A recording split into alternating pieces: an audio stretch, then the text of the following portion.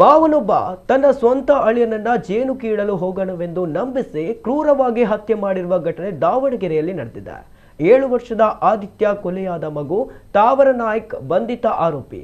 ಇತ್ತ ಮಗು ನಾಪತ್ತೆಯಾಗಿರುವ ಬಗ್ಗೆ ತಂದೆ ಪೊಲೀಸರಿಗೆ ದೂರು ನೀಡಿದ್ದು, ಈ ದೂರಿನ ಮೇರೆಗೆ ಪ್ರಕರಣ ದಾಖಲಿಸಿಕೊಂಡ ಪೊಲೀಸರು ತನಿಖೆ ನಡೆಸಿದಾಗ ಮಗುವಿನ ಮಾವ ಪುಟಾಣಿಯನ್ನ ಕೊಲೆ ಮಾಡಿ ಅರಣ್ಯದ ಹಳ್ಳವೊಂದರಲ್ಲಿ ಬಿಸಾಡಿರುವುದು ಬೆಳಕಿಗೆ ಬಂದಿದೆ. ಆದರೆ ಅಳಿಯನನ್ನ ಯಾಕೆ ಕೊಲೆ ಮಾಡಿದ್ದಾನೆ ಎಂಬುದನ್ನ ಆರೋಪಿ ಇನ್ನೂ ಕೂಡ ಬಾಯ್ಬಿಟ್ಟಿಲ್ಲ. ಸದ್ಯ ಪೊಲೀಸರ ವಿಚಾರಣೆ ವೇಳೆ ಮಗುವಿನ ಕೊಲೆಯ ಹಿಂದಿನ ಅಸಲಿ ಕಾರಣ ತಿಳಿಯಬೇಕಿದೆ. ಇನ್ನು ಮಗುವನ್ನ ಕೊಲೆ ಮಾಡಿದ ಆರೋಪಿಗೆ ಕಠಿಣ ಶಿಕ್ಷೆಯಾಗಬೇಕೆಂದು ಗ್ರಾಮಸ್ಥರು ಆಗ್ರಹಿಸಿದ್ದಾರೆ.